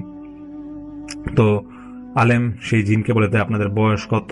সেই জিন বলে আমাদের 2 জনের বয়স প্রায় 900 থেকে 950 বছরের মতো হবে, তো আমরা এখান থেকে যেতে পারবো না, আমরা অনেক আগে থেকে আমাদের এখানে বাসস্থান। তখন একটা পর্যায়ে আয়শার দাদা বলে ঠিক আছে, আমার যে 2টা তাল গাছ আছে এই বাড়ির সীমানায়, এই 2 তাল গাছে আপনারা থাকবেন। তো সেই জিনটা বলে যে ঠিক আছে, আমরা এই তাল গাছে থাকবো, তবে আমরা বিভিন্ন সময় অনেক সময় বিড়াল অথবা সাপের রূপ নিয়ে এখানে দিনে চলাচল করতে পারি, তো আপনারা কখনো আমাদেরকে দেখে ভয় পাবেন না এবং আমরা আপনার কোনো ক্ষতি করব না। তো আলেম, আয়শার দাদা এবং সেই জিনের মধ্যে এরকম একটা কথা এরকম হয়ে যায় ওদের মধ্যে, ওরা সবাই যাদের কথা ওরকম রাখে। তো তারপর আলেম চলেই যায়। তো ওই জিনটা ওই তাল গাছের মধ্যে থাকা শুরু করে। তো আয়শা যেটা আমাকে বলে যে আয়শার দাদা 2008 সালে মারা যায়, তার আগ পর্যন্ত মানে এই যে ঘটনাটা ঘটেছিল তারপর থেকে 2008 সাল পর্যন্ত নাকি আয়শার দাদার মধ্যে একটা মানে ভালো গুণ ছিল যে উনি মানুষকে উপকার করতে, এবং উপকারগুলো ছিল এরকম যে কেউ অসুস্থ হয়ে থাকলে বা কারো কোনো সমস্যা হলে তাবিজ কুফরি, যদি খারাপ কোন তাবিজ কুফরি কেউ করে থাকে কারোর উপরে, এটা যদি মান করা লাগে, এই সম্পূর্ণ জিন, এই 2টা জিন নাকি আয়শার দাদাকে অনেক মানে সহায়তা করতে ব্যাপারগুলোতে, এবং আয়শা দাদাকে মানে অনেক হেল্প করতো। মানে আয়শা দাদার কোনো সমস্যা পড়লে জিন নাকি অনেক হেল্প করতো, না ফ্যামিলি, ওদের ফ্যামিলিকেও হেল্প করতো এবং আয়শা দাদাকে হেল্প করতো, এবং আয়শার দাদা নাকি এই কারণে গ্রামে অনেক নাম ডাক ছিল। তো তারপর সেই 2টা জিন তো থেকেই যায় এবং আয়শা দাদা 2008 সালে মারা যায়, এবং আয়শা দাদা নাকি প্রতি বছর এই জিনদেরকে ভোগ দিত, মানে জিনদেরকে এক নির্দিষ্ট সময় খাওয়া দিত এবং জিনরা খুশি থাকতো। তো 2008 সালে মারা যাওয়ার পর আয়শা দাদা তারপরে তো এরকম ভোগ আর কেউ দেয় না। তো আয়শার দাদি নাকি এরকম আবার সেই ওই আয়শা দাদা মারা যাওয়ার কয়েক মাস পর থেকে এরকম কান্নার আওয়াজ পেত ওইখানে এরিয়াতে। তখন উনি একদিন স্বপ্ন দেখে ওনাকে কেউ একজন বলছে যে আমাকে তো আগে তোমার জামাই ভোগ দিত, এখন তো ভোগ দেওয়ার কেউ নাই, আমাকে এরকম দুধের তৈরি সন্দেশ বানায় প্রতি বছরে ভোগ দিতে হবে। সেই জিন 2টা ওই আয়শা দাদিকে স্বপ্ন দেখায়। পরে নাকি আয়শার দাদি এরপর থেকে রেগুলার উনি ওনার ছেলেকে দিয়ে এখানে ওই নির্দিষ্ট একটি স্থান আছে ওইখানে নাকি ভোগ দেয়, এবং এটাকে এখন পর্যন্ত ওনারা প্রতি বছর একটা বিশেষ মানে অনেক বড় পরিমাণে একটা ভোগের ব্যবস্থা করে দুধের তৈরি সন্দেশ দেয়, এবং ওটা দিলে নাকি আর কোনো সমস্যা এবং কোনো ক্ষতি হয় না। তো এটা এখন পর্যন্ত এরকম আছে। এটা আয়শা মনি আমাকে শেয়ার করেন ঘটনাটা। আমি আশা করছি ঘটনাটা আপনাদের বেশ ভালো লাগবে, এবং এটাই ছিল আমাদের বাড়ির ঘটনা। উনি আমাকে বলেছে যে ওনাদের বাড়িতে আরো কিছু ঘটনা আছে, এটা উনি সামনের কোনো এপিসোডে হয়তো শেয়ার করবে। তো আজকে প্রথম ঘটনা এটাই ছিল আমার। আশা করি আপনাদের ভালো লাগবে। আসসালামু আলাইকুম। তো এই ছিল ঘটনা, এবং আশা করছি যে এই ঘটনাটি আপনাদের অনেক ভালো লেগেছে। ঘটনাটি একটি ইমামের কাছ থেকে শোনা। ইমাম সাহেবের নিজের সাথে ঘটে যাওয়া ঘটনা। ঘটনাটি 1980 সালের দিকে। বরিশালের কোনো একটি মসজিদে চাকরি করতেন ইমাম সাহেব। তিনি ছিলেন ওই এলাকার খুব শ্রদ্ধেয় একজন ব্যক্তি। তার সততার জন্য সবাই তাকে যেমন শ্রদ্ধা করতেন তেমন ভালোবাসতেন। এলাকার যে কোনো বিচার হলে ইমাম সাহেবকে সবাই ডেকে নিয়ে যেতেন। একদিন ইমাম সাহেবের এক বন্ধুর ছেলের বিচার ডাকা হলো। সব সময়ের মতো ওই বিচারেও ইমাম সাহেবকে ডাকা হলো। ওই দিন ছিল শুক্রবার। এদিকে তার বন্ধুর ছেলের বিচার, অন্যদিকে ওনার ছেলের প্রচন্ড জ্বর। রওনা দেওয়ার আগে ইমামের বউ ওনাকে যেতে না করলেও, যেহেতু ওনার ছেলের অবস্থা খুব খারাপ, কিন্তু বন্ধুকেও তো না করতে পারছেন না, যেহেতু আজ ওনার অতি নিকটের বন্ধুর ছেলের বিচার। ভোরে উনি বাড়ি থেকে রওনা দেন, কারণ ওনার বাড়ি থেকে বন্ধুর বাড়ির দূরত্ব 20 মাইল। এর মাঝে রাস্তা দিয়ে হেঁটে যেতে হয়, তারপর নদীপথে 3 ঘন্টা যেয়ে আবারও বহুদূর হেঁটে যেতে হয়। তখন তো এখনকার মতো এত গাড়ি ছিল না, তাই পায়ে হেঁটেই যেতে হতো। তো ইমাম সাহেব যথাসময়ে বন্ধুর বাড়িতে গিয়ে উপস্থিত হলেন। ওনার বন্ধুর বিচার শেষ হতে হতে প্রায় সন্ধ্যা হয়ে গেল। বিচারের আগে ওনার বন্ধুকে বলেছিলেন বিচারের পর এ পর্যন্ত আগিয়ে দিয়ে আসতে, কিন্তু বিচারের পর কোনো একটা কারণে ওনার বন্ধু ওখান থেকে অন্য কোথাও চলে যায়। ইমাম সাহেব চিন্তা করেন, বন্ধু যখন নেই তখন তো আমাকে একাই যেতে হবে। তাই উনি দেরি না করে তখনই রওনা দেন। প্রায় 2 ঘন্টা ধরে উনি হাঁটার পর এশার আজান শুনতে পেলেন, কিন্তু কোথা থেকে আজানটা আসছে সেটি উনি বুঝতে পারছিলেন না, যেহেতু চারদিকে অন্ধকার। এতক্ষণ উনি অন্ধকারেই হাঁটছিলেন। দুর্ভাগ্যক্রমে বাড়ি থেকে উনি টর্চ আনতে ভুলে গিয়েছিলেন। আজান শোনার পর উনি সিদ্ধান্ত নেন নামাজ না পড়ে উনি আর সামনে আগাবেন না। তাই উনি আশেপাশে মসজিদ খুঁজতে লাগলেন। রাস্তাটা নির্জন। তিনি এমন কাউকেই পাচ্ছেন না যাকে আশেপাশের মসজিদ সম্পর্কে জিজ্ঞেস করবেন। তাছাড়া আশেপাশে তেমন কোনো বাড়িঘরও নেই। উনি হঠাৎ সামনে একজন লোককে আসতে দেখলেন। লোকটার বর্ণনা এমন যে লোকটা প্রায় 6 ফুট লম্বা হবে, পরনে পুরো শরীর জুড়ে কালো আলখাল্লা। ইমাম সাহেব ওই লোকটাকে মসজিদ সম্পর্কে জিজ্ঞেস করলেন। লোকটা একটা রাস্তা দেখিয়ে দেন। ইমাম সাহেব কোনো রকম চিন্তা না করেই লোকটার দেখিয়ে দেওয়া রাস্তাটা দিয়ে সামনে যেতে থাকলেন। একটা পর্যায়ে উনি আজানের আওয়াজটা শুনতে পান। ইমাম সাহেব বুঝতে পারলেন লোকটা তাকে ভুল পথ দেখিয়েছেন। তিনি মসজিদ থেকে আরো দূরে চলে গেলেন। কিছুক্ষণ দাঁড়িয়ে উনি চিন্তা করলেন, এখন আর পেছনে যাওয়ার সময় নেই, আর উপায়ও নেই, কারণ অন্ধকারে সে কোন রাস্তা দিয়ে কিভাবে এসেছে তা মনে নেই। তাই উনি আবার সামনের দিকে হাঁটা ধরলেন। কিছু দূর যাওয়ার পর উনি একটি বাড়ি দেখতে পান। বাড়িতে গিয়ে ডাক দিতেই একজন মহিলা সাড়া দিলেন। উনি মহিলাকে জিজ্ঞেস করলেন, এখানে কোনো মসজিদ আছে? মহিলাটি একটি রাস্তা দেখিয়ে দিলেন। ইমাম সাহেব ওই রাস্তা দিয়ে হাঁটতে লাগলেন। কিছুক্ষণ যাওয়ার পর একটা মসজিদ দেখতে পেলেন। ওনার ভাষায়, এমন মসজিদ, এত সুন্দর মসজিদ আমার সারা জীবনে কখনো দেখিনি। উনি মসজিদের সামনে দাঁড়িয়ে চিন্তা করেন, এখানে এত সুন্দর মসজিদ আছে তা তো কেউ আমাকে বলেনি। কিছুক্ষণ চিন্তা করে ইমাম সাহেব মসজিদের ভেতরে গেলেন। ওনার মতে মসজিদের মধ্যে এত সুঘ্রাণ আর এত আরাম যা কখনো উনি দেখেননি। ভেতরে ঢুকতেই ওনার সকল ক্লান্তি দূর হয়ে গেল। কিছুক্ষণ বিশ্রাম নিয়ে উনি সুন্নত নামাজ পড়েন। সুন্নত শেষ করার পর উনি দেখলেন মসজিদের মুয়াজ্জিম ছাড়া আর কেউ নেই। যেহেতু উনি একা, তাই তিনি ফরজ নামাজ পড়ার জন্য উঠে দাঁড়ালেন। আর তখনই ওনাকে অবাক করে দলে দলে লোকজন মসজিদে ঢুকতে লাগলো। উনি লক্ষ্য করলেন সবার চেহারা এক, আর সবার মাথা থেকে পা পর্যন্ত সাদা কাপড়ে ঢাকা। উনি একটু অবাক হলেন। কারণ গ্রামের মসজিদে সাধারণত এত লোকজন হয় না এশার সময়। সবার সাথে উনিও দাঁড়ালেন নামাজ পড়ার জন্য। তখন ওই লোকগুলো ওনাকে হাতের ইশারায় বললেন নামাজ পড়ানোর জন্য। উনি চিন্তা করলেন, আমার সাথে যা ঘটছে তা মোটেও সাধারণ কিছু না। এখন যদি উনি ওই লোকগুলোর বিরুদ্ধে যায় তাহলে ওনার ক্ষতি হতে পারে। তাই উনি নামাজ পড়াতে গেলেন। নামাজ শেষ করার পর উনি আক্ষেপ করতে লাগলেন, আমি নামাজ কেন শেষ করলাম? কারণ ওই মসজিদে এত আরাম আর শান্তি যে ওনার ওখান থেকে বেরোতেই মন চাচ্ছে না। কিন্তু মন পড়ে রয়েছে বাড়িতে, কেননা ওনার ছেলেটা অসুস্থ। যে করেই হোক ওনাকে আজ বাড়ি পৌঁছাতেই হবে। উনি যখন মসজিদ থেকে বের হবেন এমন সময় ওই লোকগুলো ওনাকে চেপে ধরলেন খেয়ে যাওয়ার জন্য। উনি আর দ্বিমত করেননি, কারণ উনি বুঝতে পারেন ওনার সাথে অলৌকিক কিছু হচ্ছে। ওনার সামনে অনেক ফল দেওয়া হলো, উনি খেলেন। ওনার মতে, আমি এত স্বাদের ফল জীবনে আর কখনো খাইনি। খাওয়া দাওয়া শেষ করে উনি আবার বাড়ির পথে রওনা দিলেন। একটা সময় উনি নদীর কাছে গিয়ে পৌঁছান। তখন গভীর রাত, আশেপাশে কোনো নৌকো দেখতে পেলেন না। তিনি জোরে দুবার চিৎকার করলেন, বললেন কেউ আছে কিনা। যখন কোনো সাড়া পেলেন না তখন ওনার মাথার পাগড়িটা বিছিয়ে তার উপর বসলেন আর সিদ্ধান্ত নিলেন ফজরের আজান না হওয়া পর্যন্ত উনি এখান থেকে নড়বেন না। এভাবে অনেকক্ষণ বসে থাকার পর উনি একদল মানুষকে নদীর ঘাটের দিকে আসতে দেখেন। একটু কাছে আসার পর উনি দেখেন ওই লোকগুলো যাদের সাথে তিনি নামাজ পড়েছিলেন। এবার ওই লোকগুলোর সাথে একটি লাশও রয়েছে। ইমাম সাহেব ইতিমধ্যে কিছু সূরা পড়েন যাতে লোকগুলো ওনার কোনো ধরনের ক্ষতি না করতে পারে। লোকগুলো কাছে আসলে উনি জিজ্ঞেস করলেন, আপনারা কোথায় যাবেন? লোকগুলো কোনো কথা বলেনি। উনি আবার জিজ্ঞেস করলেন, আপনারা কোথায় যাবেন?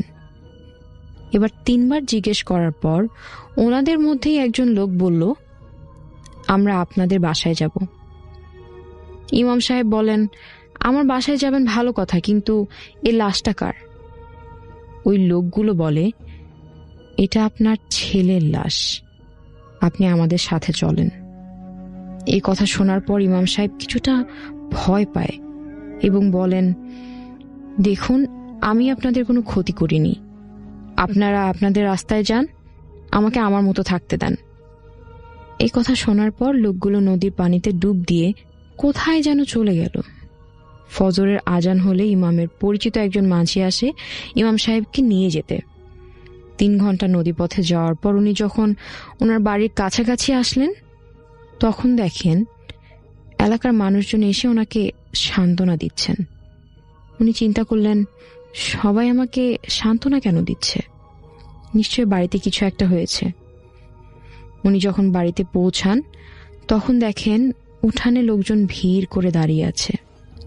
উনি ভিড় ঠেলে ভেতরে ঢুকে দেখেন ওনার ছেলেকে উঠানে শুয়ে রাখা হয়েছে। উনি দেখলেন ওনার ছেলের লাশ ফুলা ফাঁপা।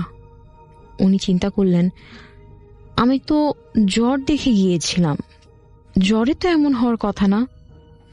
স্ত্রীকে কথাটা জিজ্ঞেস করলে ওনার স্ত্রী বললেন, আজ ফজরের সময় ওনার ছেলের জ্বর এতই বেড়ে গিয়েছিল যে ওনার ছেলে পাগল হয়ে পুকুরে গিয়ে ঝাঁপ দেয়। অনেক খোঁজাখুঁজির পরও ওনার ছেলেকে পুকুরে পাওয়া যায়নি।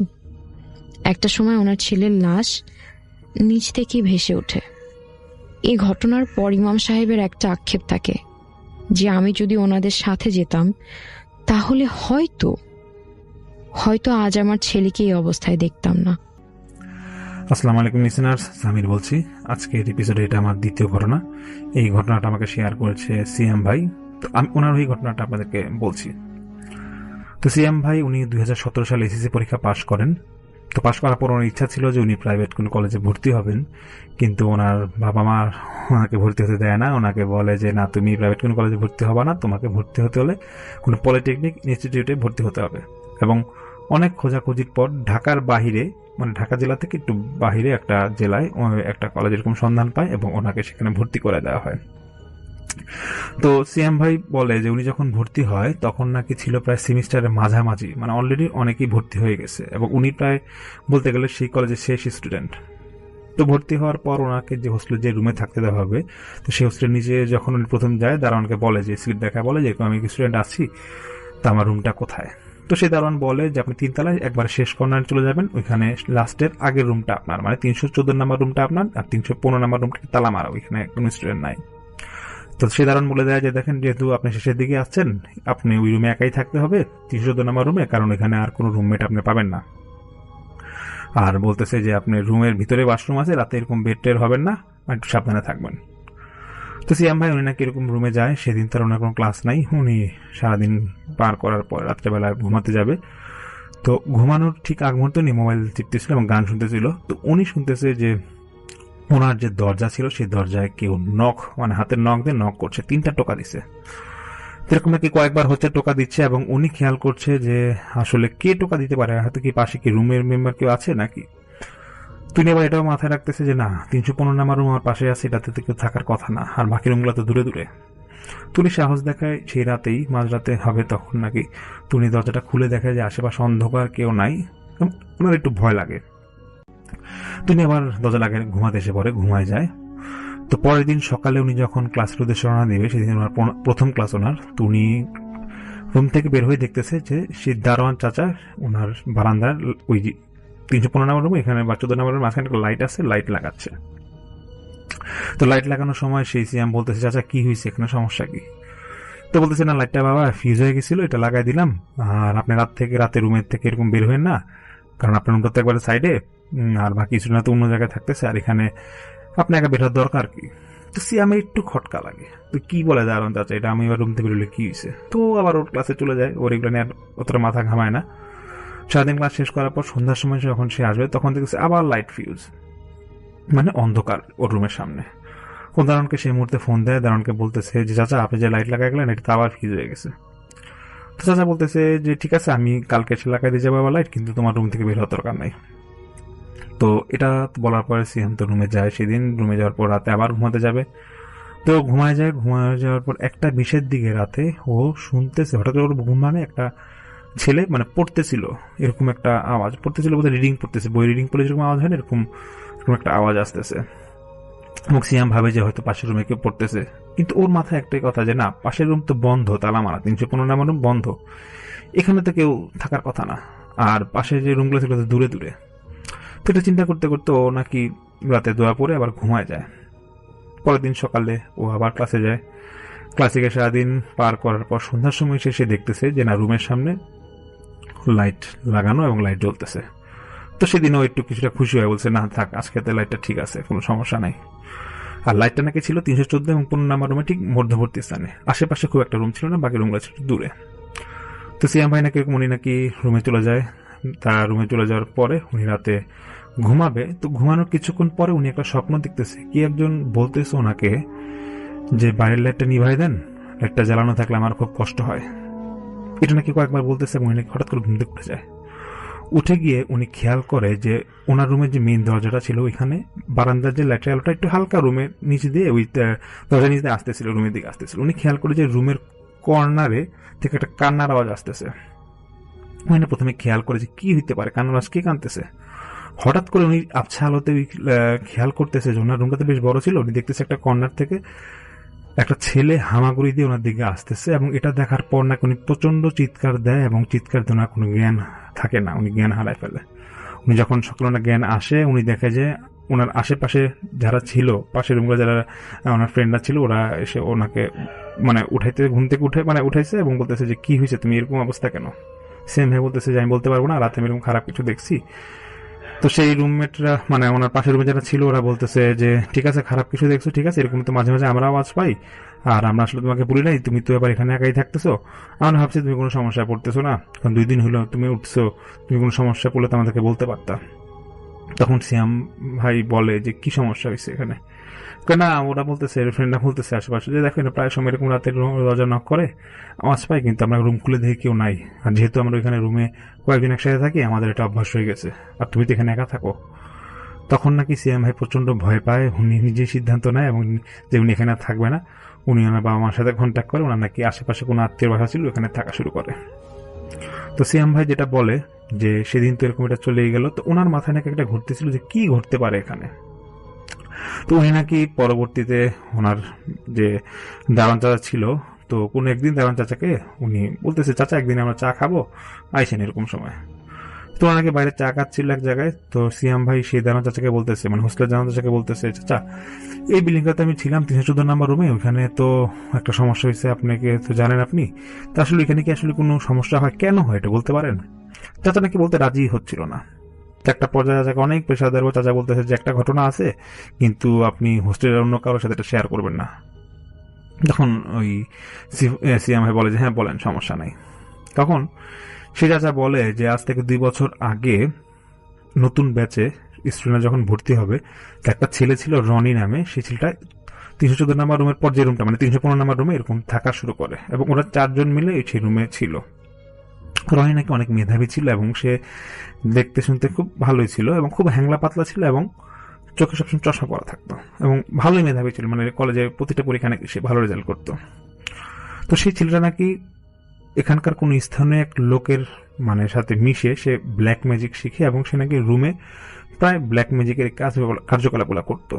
তো ওর সাথে বাকি যে 3 জন রুমমেট ছিল নাকি এগুলো দেখে প্রায় সময় নাকি একটু ভয় পাইতো, এবং সেই রনের মধ্যে নাকি খুব মানে চেঞ্জ আসতেছিল এইসব কাজ করতে করতে। তো এইসব কাজ যখন করতো তখন ওর রুমমেটটা ওকে ছেড়ে পাশে আশেপাশে যে রুমগুলো আছে ওগুলাতে মনে সিট ফাঁকা ছিল, ওখানে চলে যায়। তো রনি তো এখানে একাই থাকা শুরু করে। তখন সে দারোয়ান চাচা সিয়াম ভাইকে বলে যে একদিন এরকম রনির কোনো সন্ধান নাই, মানে রুম সকাল থেকে বের হচ্ছে না। তো দারোয়ান চাচা নাকি রুমে নক করে সকালবেলা, ভাবে হয়তো ঘুমাইতেছে যে বিদ্যুৎ আটকানো। দুপুরবেলা নক করে, ডাকে, কোনো সারা শব্দ নাই। বিকেলের দিকে যখন দেখতেছে না কোনো সারা শব্দ নাই, তখন সিদ্ধান্ত নেওয়া হয় যে রনির রুমটার দরজা ভাঙা হবে। দরজা ভেঙে দেখে যে রনি ফ্যানের মধ্যে ফাঁস দিয়ে সুইসাইড করছে, এবং তার রুমের মধ্যে অনেক ব্ল্যাক ম্যাজিকের বই খোলা অবস্থায় পড়ে আছে। এটা দেখার পর সেই দারোয়ান চাচা তো সবাইকে দেখায়, এবং দেখানোর পরে তো ময়নাতদন্তের জন্য লাশ নিয়ে যাওয়া হয়, এবং ময়নাতদন্তের রিপোর্ট আসে এটা যে ছেলেটার হাড় নাকি শরীরে অনেক জায়গায় ভাঙা ছিল। যেটা নাকি খুব রহস্যময় একটা মৃত্যু ছিল, এই কারণে যে ও নিজেই সুইসাইড করলে হাড় বিভিন্ন জায়গায় ভাঙা থাকবে কিভাবে। তখন কলেজ কর্তৃপক্ষ সিদ্ধান্ত নেয় যে এই রুমটা তালা মারে দিবে, এবং তালা মেরে দেয় ওরা। তো যেহেতু এখন পরবর্তী রুম লাগবে, 3 মাস পর নাকি আবার এই রুমটাকে খুলে দেওয়া হয়। তো তখন ওই এরিয়ার প্রভাবশালী কোন একটা নেতার ছেলে সেখানে মানে ভর্তি হয় সেই কলেজে, এবং সেই নেতার ছেলেটাকে ওরকম ওর সিট পরে 315 নাম্বার রুমে, এবং সেখানে তাকে একাই থাকতে হবে। সেই ছেলেটার নাম ছিল সিফাত। তো সে এরকম নাকি থাকা শুরু করে। তো সেই ছেলেটা নাকি, সিফাত নাকি ছিল একটু মানে পড়ালেখা খুব অমনোযোগী ছিল, এবং সে রাজনীতির সাথে জড়ায় যায়, এবং একটু বকরা টাইপের ছিল আর কি। তো এরকম ওর প্রথম কোনো সমস্যা হয় না। সমস্যাটা হয় 2 মাস পর থেকে। সে সিফাত যখন 315 নাম্বার রুমে থাকা শুরু করে, সে একদিন রাত্রেবেলা ঘুমাবে। তো ঘুমানোর পরে হঠাৎ করে সে ঘুমের মধ্যে ফিল করে যে ওর বুকের মধ্যে কিছু একটা স্পর্শ, মানে কিছু একটা লাগছে। সে চোখ খুলেই নাকি জোর চিৎকার দিয়ে লাশ লাশ লাশ বলে চিৎকার দেয়, এবং আশেপাশে যারা রুমের আশেপাশে রুমে যারা বন্ধুরা ছিল নাকি তাদের দরজা ভেঙে ঢুকে, এবং ও দেখার পর দেখতেছে যে সিফাত এরকম চিল্লাচ্ছে অনেক। তখন ওরা এসে বলেছে কি হয়েছে। সিফাত বলতেছে আমি এখন দেখছি যে ফ্যানের মধ্যে এখানে একটা লাশ ঝুলতেছিল, এবং লাশের পাটা আমার বুকে এসে লাগতেছিল। এটা দেখার পর সেদিন রাতে নাকি 2 জন রুম মানে ওর যে পাশের রুমে যে ইয়ারা ছিল, ফ্রেন্ডরা ছিল, ওরা 2 জন রাতে ওকে থাকে, এবং থাকার পর তো আর কোনো সমস্যা হয় না। তো তারপর থেকে আবার সিফাত একা থাকাই শুরু করে। কিন্তু একটা সমস্যা মানে উদয় হয় এরকম, যে সমস্যাটা ছিল এরকম যে সিফাত নাকি সম্পূর্ণ চেঞ্জ হয়ে যাচ্ছিল তারপর থেকে। ও নাকি ঠিক আগে যেমন রনি এখানে একটু হ্যাংলা পাতলা ধরনের ছিল, সিফাত ছিল একটু মোটা ধরনের, সে নাকি আস্তে আস্তে এরকম হ্যাংলা পাতলা হয়ে যাচ্ছিল, এবং ও চশমা পড়া শুরু করে। এবং আশ্চর্য বিষয় হচ্ছে এটা যে পরীক্ষাতে কখনোই ভালো রেজাল্ট করতো না, খুব বাজে রেজাল্ট ছিল ওর। কিন্তু তারপর থেকে কয়েকদিন পর থেকে যখন ওদের সেমিস্টার ফাইনাল, প্রতিটা পরীক্ষায় নাকি সে খুব ভালো রেজাল্ট করা শুরু করে, যেমনটা ভালো রেজাল্ট করতো রনি আগের এই রুমে যে সুইসাইড করেছিল। এরকম সিফাত রাজনীতি এরকম সে যে করতো, টুকিটাকি রাজনীতি করতো, সে কলেজে এগুলো ছেড়ে দেয়, এবং সে নাকি ভালো হয়ে যাচ্ছিল। তো এরকম ঠিক রনির মতো একদিন সিফাতকে এরকম রুমে সকাল থেকে দেখছে যে রুম থেকে বের হচ্ছে না, সেই চাচা নাকি দারোয়ান চাচা নাকি রুমে নক করে, 2 বার নক করে, খুলে না, ঠিক দুপুরে যখন এরকম নক করে খুলনা ও সিফাতের ফ্যামিলিকে জানানো হয় এবং দরজা ভেঙে দেখা হয় যে ঠিক সেম রনি যেরকম ফ্যানের মধ্যে ফাঁস দিয়েছিল, সিফাতও সেরকম ফাঁস দিয়েছে এবং ঠিক রুমের মধ্যে এরকম ব্ল্যাক ম্যাজিকের বই পড়ে আছে। তখন সিফাতের বাবা কলেজ কর্তৃপক্ষকে বলে যে না, ও আমার ছেলে এরকম সুইসাইড করে নেই, ওকে মেরে ফেলা হয়েছে। এটা নিয়ে নাকি অনেক মামলা মোকদ্দমা হয়, কিন্তু একটা পর্যায়ে প্রমাণ আসে যে না, সিফাত আসলে আত্মহত্যা করছিল। তো তারপর তো মামলাটা ক্লোজ হয়ে যায়। তারপরে সেই চাচা সিএম ভাইকে বলে যে তারপর থেকে এই 315 নাম্বার রুমটা একবারে তালাবন্ধ থাকে এবং আমরা চাই না কলেজের এটা কেউ জানুক যে এখানে এই সমস্যাটা হয়েছে। শুধু তুমি কলেজ হোস্টেল থেকে চলে গেছো দেখে জানাইলাম এবং এটা কাউকে জানাবা না, আমাকে এই কথাটা কাউকে জানাবা না, এবং যদি কাউকে কখনো শেয়ারও করো কখনো কলেজের আমাদের এখানে নাম দিবা না, এতে আমাদের সুনাম নষ্ট হবে। তো সিএম ভাই বলে যে এটা একটা বাস্তব ঘটনা ওনার সাথে ঘটে এবং ওটি উনি শেয়ার করে, এবং এটাতে না ওই কলেজটার সেই হোস্টেলটার রুমটা নাকি এখন এরকম তালা মারা এবং কেউ থাকে না ওইখানে, এবং যে জেলায় এই কলেজটা সেটা খুব নাম করে একটা কলেজ। তো এটাই সিএম ভাই আমাকে বলে। তো আশা করছি আপনাদের বেশ ভালো লাগবে। দর্শক, বাছাই করা ভূতি ফিল্ম আপনাদের কেমন লাগলো? আমরা আসলে প্রত্যেক দিন এরকম বাছাই পর্ব ভূতি ফিল্ম আপনাদের জন্য নিয়ে আসি, আর এরকম বাছাই পর্ব ভূতি ফিল্ম শোনার জন্য আমাদের এই চ্যানেলটিকে সাবস্ক্রাইব করতে হবে, কেননা এই চ্যানেলটি সব সময় আপনাদেরকে স্পেশাল যে ঘটনাগুলো থাকে সেগুলো নিয়ে হাজির হয়, ইমেইল যে ঘটনাগুলো থাকে সেগুলো নিয়ে হাজির হয়। তো সেটা অবশ্যই আপনারা দেখবেন। তো সবাই ভালো থাকবেন, সুস্থ থাকবেন, এবং পরবর্তীতে আপনাদের সঙ্গে আমাদের দেখা হবে আরও নতুন একটি স্পেশাল এপিসোড নিয়ে। তো অবশ্যই এই চ্যানেলটিকে সাবস্ক্রাইব, বেল আইকন অন করে দিবেন। আল্লাহ হাফেজ। আমি রাস্তাল আরও একবার আপনাদের সবাইকে স্বাগত জানাই। যারা ভূত.com-এ আসতে চান তারা কিন্তু বাসায় বসেও আমাদের শোতে অংশ নিতে পারেন। আপনার ঘটনাটি রেকর্ড করে ফেলবেন, তো রেকর্ড করে ফেলুন। আপনাদের প্রত্যেকের হাতে স্মার্ট ডিভাইস রয়েছে এবং সেই মোবাইল ফোনের মাধ্যমে কিন্তু আপনারা আপনাদের ঘটনা রেকর্ড করে অ্যাটাচ করে পাঠিয়ে দিতে পারেন ইমেইলের মাধ্যমে, তাহলেই আর কোনো ঝামেলা নেই। যাই হোক, আমরা আসলে খুবই বেশি জোর দিচ্ছি, নেক্সট কয়েক মাস জোর দেব অডিও ক্লিপের ওপরে। চলুন কথা না বাড়িয়ে আরো একটি অডিও ক্লিপ শুনে আসি। আসসালামু আলাইকুম রাসেল ভাই, ধন্যবাদ আমাকে অডিও ক্লিপের মাধ্যমে আপনার সঙ্গে জয়েন হওয়ার মতো সুযোগ করে দেওয়ার জন্য। ইতিপূর্বে অনেক ঘটনাই আপনি বলেছেন যে আপনার দর্শক অনেক বেশি পছন্দ করেছেন ভূত.com-এ, তো আপনি বলেছেন যে আমি যেন আরো একটি ঘটনা পাঠাই। তো আমি ফার্স্ট অফ অল আমার আসলে ভূত.com-এর যে বন্ধুগণ আমাকে পছন্দ করেছেন, রাকিবের ঘটনা শুনতে চেয়েছেন, তাদেরকে আমি আসলে আন্তরিকভাবে খুবই ধন্যবাদ জানাই। আপনাদের জন্য হয়তো সুযোগ পেয়েছি আরেকটি ঘটনা বলার মতো। তো রাসেল ভাইকে ঘটনা দেওয়ার পর রাসেল ভাই সিলেক্ট করেছেন, তার মানে ঘটনাটা অবশ্যই একটু ভয়াবহ আছে। তো আশা করবো যে সবাই ধৈর্য সহকারে পুরো ঘটনাটা একটু শুনবেন। এটা আসলে আমার রহিম চাচার সঙ্গে ঘটে যাওয়া একটি ঘটনা, যিনি মানে একটা অ্যাম্বুলেন্সের ড্রাইভার ছিলেন। তো আমি সরাসরি ঘটনায় চলে যাই। আমার নাম রাকিব আল হাসান, আমি ঢাকায় তামিরুল মিল্লাত কামিল মাদ্রাসায় পড়াশোনা করি ফাজিলে, এবং পাশাপাশি ছোটখাটো একটু বিজনেস করি, এবং আমার বাড়ি হচ্ছে লালমনিরহাট জেলা আদিতমারি থানায়। তো আসলে যে ঘটনা ঘটেছে, একটা লাশ নিয়ে মূলত এই ঘটনাটা, যে লাশগুলো আসলে এত মানে অনেক আগের একটি ঘটনা। এটা কিন্তু ছিল প্রায় 2015 সালের জুন মাসের 17 তারিখের এই ঘটনাটা চলছে। রহিম চাচা একদিন হচ্ছে তাড়াহুড়া করে বাসায় খাওয়া দাওয়া করে, তো উনি একটু উঠানে বসে সিগারেট খাইতেন, তো উনি খাচ্ছেন। তো হাসপাতাল থেকে একটা কল আসলো যে একটা লাশ আছে, এই লাশটা তাকে মানে নিয়ে যাইতে হবে একটা গ্রামে। সেটা ছিল গ্রামটা ছিল কোথায়, মেবি ওটা হচ্ছে ভাইয়া নোয়াখালীর ওই দিকের একটা জায়গা ছিল, এই মুহূর্তে আমার নামটা মনে নেই, নোয়াখালীর। তো নোয়াখালীতে যাবে সেই লাশটা নিয়ে। তো প্রতিমধ্যে আমার চাচা তো বাসার থেকে বের হয়ে গেলেন সেই লাশ গ্রহণ করার জন্য। তো গেলেন, যাওয়ার পর রাসেল ভাই ওনাকে দেখানো হলো যে ওই লাশটা যেটা ইয়ার মধ্যে আছে, শোয়ানো আছে, তো ওই লাশটা মানে অনেক কটা লাশ, তো তার মধ্যে বললো যে এই লাশটা নিয়ে যাইতে হবে। তো ওখানকার কিছু লোকজন নিয়ে তিনি লাশটা মানে হাসপাতালের থেকে বের করে তিনি তার অ্যাম্বুলেন্সে তোলেন।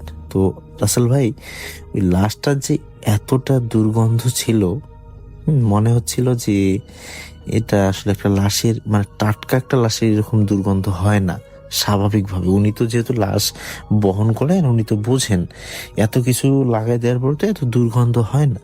তারপর সেই লাশটা উনি নিছেন, নেওয়ার পর তিনি এবং তার সাথে ছিল আর একজন, তো দুজন মিলে রওনা দিলেন সেই নোয়াখালীর উদ্দেশ্যে। তো তিনি যাওয়ার পথে হঠাৎ মানে একদম নির্জন একটি রাস্তা পড়ে যায়। তো মানে এই রাস্তাটা যাওয়ার আগে হয়েছে কি রাসেল ভাই, রাস্তার নাকি মানে মাঝখানে মানে যাওয়ার আগে এখানে একটু ঝামেলা হয়েছে। অর্থাৎ একটা মানে বৃষ্টির দিন ছিল, বড় একটা বিশাল বড় একটা বট গাছ সেখানে ফালানো ছিল। তো উনি বাইপাস একটা রাস্তা ধরে তিনি যাবেন আর কি, মানে অন্য একটা রাস্তা ধরে তিনি নোয়াখালী যাবেন। তো এটা একটু গ্রামের ভিতর দিয়ে যাইতে হয়, তো এই জন্য আর কি গ্রামের দিক দিয়েই আমার রহিম চাচা আর কি গাড়িটা ঘুরায় নেন। তো নেওয়ার পর তিনি যখন একটা নির্জন মানে একটা গ্রাম ছেড়ে আর একটা গ্রাম মাঝখানে একটা রাস্তা, শুধু মোটামুটি একটু দূরত্ব নিয়ে একটা রাস্তা আছে, এখানে মানুষ মানে আবাদ সাবাদ করে এরকম, মানে ওখানে কেউই থাকে না। যদি আপনার মনে করেন ওই নির্জন রাস্তার মাঝখানে যদি কেউ মানে চিল্লায়ও, তারপর দুই পাশের গ্রামের কেউই শুনবে না, এইরকম মানে দূরত্ব আর কি রাস্তাটার। তো চাঁদনি রাত ছিল, তো চাচা ওই দিক দিয়ে যাচ্ছিলেন। হঠাৎ করে রাসেল ভাই গাড়ি 3 বার ধাক্কা দিয়ে গাড়িটা থেমে যায়। থেমে যাওয়ার পর চাচা পরে আবার চাবি দিয়ে স্টার্ট দেওয়ার চেষ্টা করে, অ্যাম্বুলেন্স কোনোভাবেই স্টার্ট নিচ্ছে না। মানে অ্যাম্বুলেন্স টোটালি হয়ে গেছে, একদম মানে ড্যামেজ হয়ে গেছে। যে মনে হচ্ছে চাচা বলছিল যেভাবে যে আমি বাবা এত পরিমাণে চাবি ঘোরাচ্ছি, মনে হচ্ছে এটা মানে অনেক আগে নষ্ট হয়েছে, এরকম একটা গাড়ির অবস্থা, মানে একটু যে নিবে এরকম নেয় না, গাড়ি টোটালি একদম ড্যামেজ। তো চাচা নামলেন, নামার পর একটু ইঞ্জিন দেখবেন, কিন্তু রাসেল ভাই আমার চাচা হঠাৎ সেই তার মানে যে লাশবাহী গাড়ির ভিতর থেকে, অর্থাৎ যে অ্যাম্বুলেন্সটা ছিল তার ভিতর থেকে হঠাৎ কিছু মানে শব্দ আসতেছে, এবং কিছু কিছু মানে লাশ বলতেছে যে আমাদেরকে মানে বিভিন্ন জায়গার কথা বলছেন, মানে উত্তরাঞ্চল দক্ষিণাঞ্চল বিভিন্ন জেলার কথা বলছেন, যে আমাকে ওই জেলায় নিয়ে যাবেন না, আমার বাড়ি তো ওখানে, আমাকে নিয়ে যাবেন না, অমুক বলতেছে আমাকে ওইখানে নিয়ে যাবেন না, এইরকম ঘটনা। তো আমার চাচা বললো যে ভিতরে তো লাশ একটা, আর সেখানে কথাই বা বলবে কি, এটা কথা বলার তো কেউই নেই, যেহেতু লাশ তো কথা বলে না। তো ওর পাশের যে ছেলেটা, তো দুইজনে স্পষ্ট শুনতেছেন যে মনে হচ্ছে যে ভিতরে 4-5 জন আমি যাত্রী নিয়েছি, যে যাত্রীগুলো বলতেছে এখানে যাবেন না ওখানে যাবেন না। তবে রাসেল ভাই আমার চাচা বুঝতে পারলেন যে নাম বা যে স্থানের কথাগুলো বলছেন, এটা চাচার এই কেরিয়ারে অনেক আগে কিছু লাশ আমার চাচাকে দিয়েছিলেন যে এগুলো পৌঁছায় দিতে, কিন্তু দুর্ভাগ্যবশত আমার চাচা সেই লাশগুলো সেখানে নিয়ে যাননি। তিনি আসলে মানে দেখা গেছে যে মোটামুটি বেওয়ারিশ লাশ, কিন্তু আনুমানিক কিছু দিছে যে ওনাকে বলছেন যে এই লাশগুলো অমুক জায়গার হতে পারে, আমরা কিছুটা আইডেন্টিফাই করতে পারছি, বেওয়ারিশ লাশ, যে লাশগুলোর কোনো মাথা নেই, তো পাঠাই দিতে চাইছে। তো এখন ওখানে তো কেউ গ্রহণ করবে না, ওই লাশ ওই এলাকাগুলো তো কোথাও কেউ গ্রহণ করবে না, বাট আপনি একটু যাচাই করবেন অমুক নামের আছে কিনা, আপনি লাশগুলো দিয়ে আসবেন, মোটামুটি ভালো পারিশ্রমিক দেবে চাচাকে বলছে, তো এরকম দেবেন। তো চাচা কি করছেন, পারিশ্রমিক নিয়ে ওই লাশগুলো রাস্তার একদম নির্জন রাস্তায়, যেখানে কেউ ছিল না, পাশ দিয়ে একটা রাস্তা বেয়ে গেছে একটা বনের দিকে, তিনি সেখানে মাটি খুঁড়ে সব লাশ একসাথে রেখে একদম পুঁতায় ফেলছেন। লাশগুলোকে কবর দেওয়া ঠিক হয়নি, মানে ঠিকভাবে কবর দেওয়া হয় নাই, তিনি দিয়ে জাস্ট বলছেন যে পৌঁছাই দিয়েছি। কারণ চাচা চিন্তা করছে যে শর্টকাটে যদি কবর এগুলোকে, আমি যেহেতু বেয়ারিশ লাশ, আমি যদি এগুলোকে কোথাও পুঁতায় দেই বা কোথাও রেখে দিই মাটি চাপা দিয়ে, তাহলে তো কেউ জিজ্ঞাসা করার মতোও নেই। এখন আমাকে কিছু ঠিকানা দিছে, আমি ওগুলা ওই ঠিকানা অনুযায়ী আমি দেখবো, তারপর খুঁজে খুঁজে লাশ দিতে হবে, তারা নেয় কিনা, মানে অনেক সঞ্চয় না, এই জন্য রাসেল ভাই উনি নিজে ওই কাজটা করে ফেলছে, যে একটা বনের ভিতরে যদি করি তো কেউ দেখবে না। তো তারপর চাচা মানে ওই রকম করে বনের ভিতরে ওই লাশগুলোকে মানে মোটামুটি মাটি চাপা দিয়ে তিনি অ্যাম্বুলেন্স টান দিয়ে তিনি বাসায় চলে আসছেন। তো ওই যে লাশগুলো, সেই লাশগুলোর কথা তিনি মানে অনেক নির্জন রাস্তায়, এই রাস্তায় ওই লাশগুলো বলতেছে যে আমার ঠিকানা অমুক জায়গায়, আমার মানে কথাগুলো খুবই মানে কম্পন হচ্ছে না, এরকম যে অনেক পুরনো দিনের মানে লাশ যার আত্মা কথা বলছে এরকম, যে আমার লাশটা তো ওই দিকের ছিল, আমার লাশটা কেন তুমি এখনো ফিরাই দাওনি, আমার লাশ আমার পরিবারে দিয়ে আসো। তো এইরকম কথা শুনছে এবং গাড়ি তো কোনোভাবেই স্টার্ট নিচ্ছে না। তো তারপর চাচা চিন্তা করলো যে দেখি আমরা একটু এই মানে অ্যাম্বুলেন্সটার ভিতরে আমরা দেখি কি ঘটনা, এখানে এরকম আওয়াজ হচ্ছে কেন। মানে ওনার প্রথমত মনে হচ্ছিল যে এখানে কি কোনো রেডিও চালু হইলো না ভিতরে কি চলতেছে।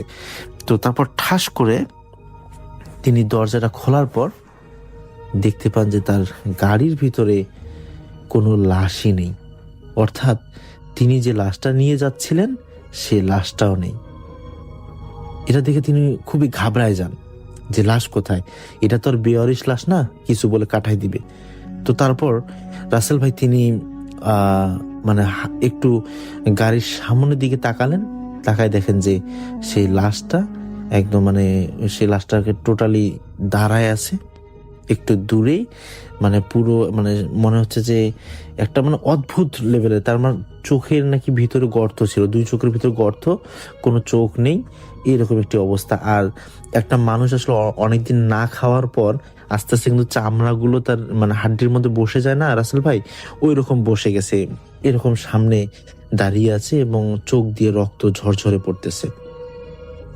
আমার চাচা তো ওই জায়গা দেখে এটা পুরো অবাক হয়ে গেছে যে হয়তোবা তার সঙ্গে আজকে খুব একটা ভালো দিন যাবে না। তো এটা করার পর মানে তারপর ওরা দুজন খুবই মানে কান্নাকাটি জোরে মানে চিল্লায়, ওখানে কি করবে মানে বুঝতেই তো পারছেন যে যেহেতু একটা রাস্তায় এরকম ঘটনা ঘটছে, মানুষ কি ধরনের রিয়াকশন দিতে পারে। তো এলাকার তো আশেপাশে বললাম না রাসেল ভাই যে দুই পাশে এমন জায়গা যে চিল্লাইলেও কেউ শুনবে না, এরকম একটা নির্জন রাস্তা।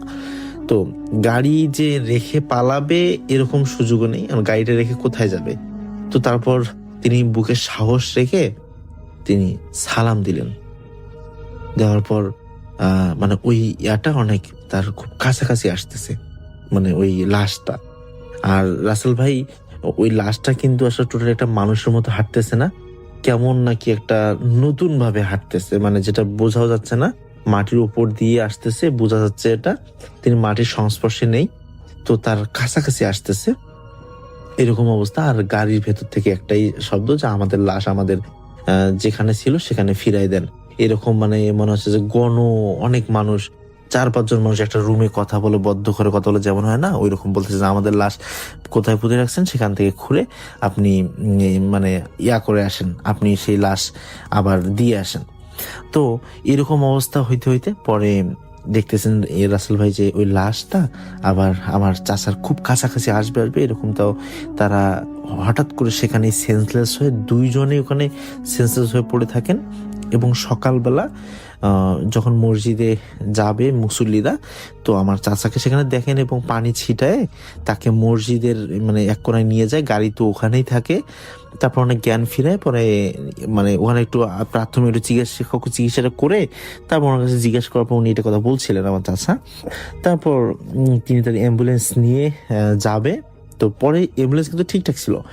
তো দিন হয়ে গেছে, যেহেতু ফজরের পর মানে মোটামুটি তাকে চিকিৎসা করতে করতে প্রায় মোটামুটি একটু দিন হয়ে গেছে, মানে মোটামুটি একটু আলো আসছে সূর্যর। পরে রাসেল ভাই তিনি মানে এর পরের যে ঘটনাগুলো ছিল যে প্রত্যেকবারই মানে কোনো না কোনো একটা ঝামেলা হচ্ছিল। আবারও এরকম একটি ঘটনা যে গাড়ি হঠাৎ করে মানে তিনি গাড়ি চালাইলে নির্জন রাস্তা গেলেই গাড়ি অফ হয়ে যাচ্ছে, হ্যাঁ এরকম। তারপর তিনি এটা ইমাম সাহেব এবং কবিরাজকে জানায় যে আমার সাথে এরকম ঘটনাগুলো ঘটতেছে। পরে আমার চাচাকে পরামর্শ দেন যে আপনি হচ্ছে ওই যে জায়গায় আপনি লাশগুলো রেখে আসছেন ওই লাশগুলো আপনি হচ্ছে, যেহেতু এটা কোনোভাবে যদি হাসপাতালে ইনফর্ম করেন এটা ঝামেলায় পড়বেন আপনি ওই লাশগুলো সেখান থেকে তুলে একটু জানাজার ব্যবস্থা করে আবার ওই করেন। তো লাশ তো অলরেডি পৌঁছে যাওয়ার কথা, যেহেতু মাটি চাপা দিয়েছে, বলছে যে কিছু হাড্ডি টাড্ডি যেগুলো পাওয়া যায় ওগুলো একটু জানাজা পড়ান। পরে উনি সেই রাতের বেলা অনেক নির্জন রাতে ইমাম সাহেব তারপর হচ্ছে কিছু 4-5 জন লোককে নিয়ে তিনি গেছেন সেখানে গিয়ে। তো দিনের বেলা হয়তো মানুষ অনেক কিছু সন্দেহ করবে, জিজ্ঞাসা করবে, তো এই জন্য রাতের বেলায় গেছেন। যাওয়ার পর তারা ওই টর্চ লাইট জ্বালিয়ে সেই হাড্ডিগুলো বের করে কিছু সংখ্যক হাড্ডি পেয়েছে, তো পচে গেছে অনেক আগের লাশ। তারপর সেই লাশগুলো মোটামুটি মানে ওই অর্থাৎ কাপড় সহ ওগুলো তুলছেন, তোলার পর সামনে নিয়ে তারা জানাজা নামাজটা আদায় করছেন, সুন্দরভাবে আবার দাফন দিচ্ছেন, দোয়া করছেন। করে আসার পর থেকে আমার চাচার আর কোনো এরকম সমস্যা হয় নাই। এখন পর্যন্ত তিনি ঠিকঠাকভাবে অ্যাম্বুলেন্সের ড্রাইভারই করতেছেন। তো রাসেল ভাই, এটাই ছিল আমার আজকের ঘটনা। তো আমি জানি না অডিয়েন্সের কাছে ভূত.com তাদের কেমন লাগবে। তো যদি তারা আমাকে বলে তো আমি নেক্সট আবার একটু ঘটনা পাঠাবো। আজকে পর্যন্তই, ভালো থাকবেন সবাই, এবং যদি ভালো লাগে বলবেন। ইনশাল্লাহ আমি আরো কিছু ঘটনা আমাকে জানানো হয়েছে, আমার নানা ভাইয়ের কিছু ঘটনা আছে। তো আপনারা একটু কমেন্টে জানাবেন যে রাকিব ভাইয়ের ঘটনা চাই, তাহলে আমি একটা নতুন ঘটনা শেয়ার করব। আল্লাহ হাফেজ। আজকে আমি আপনাদের সাজেস্ট করব যে আপনারা কোনো দিকে না যেয়ে চুপচাপ এই ঘটনাটি শুনুন।